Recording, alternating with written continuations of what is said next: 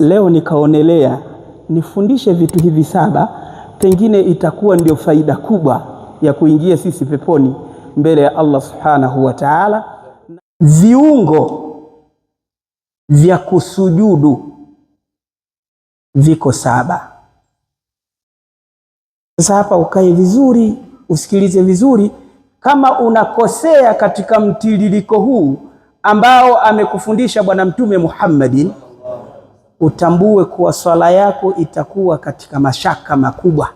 Awwalu ma yuhasabu alayhi al-abdu yawma al-qiyamati as-salah. Jambo la kwanza ambalo mwanadamu ataulizwa siku ya kiyama ni swala. Ulikuwa unaitekeleza vipi? Ulikuwa unafanya kwa taaluma au kwa kufanya tu kwa kuwa wenzio wanafanya?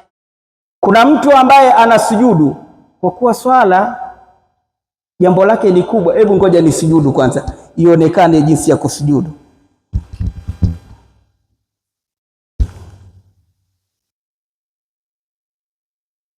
Hapa ndipo nimesujudu na mikono yangu naiona, hiki kinafanana na hiki na hiki hapa kinafanana na hiki. Yaani usifanye hivi, fanya hivi ili mabega yako yafanane na huu mkono na huu wa huku, alafu usujudu.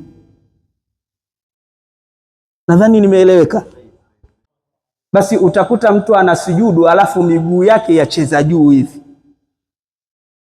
Sijui nionyeshe, nageuka tena. Kusujudu utakuta watu wanasujudu alafu wanafanya hivi. Si sahihi. Inatakiwa ufanye hivi. Kuna wengine wanakuta wananyanyua hivi, anasujudu hivyo. Kuna mwingine anafanya hivi. Kusujudu hakuendi katika mazingira hayo. Hapa kwenye kusujudu ndipo kuna kikazi cha mwisho. Hivyo ndivyo tunavyoviona sisi. Huko kwenye kutamka Qur'ani yenyewe kukoje?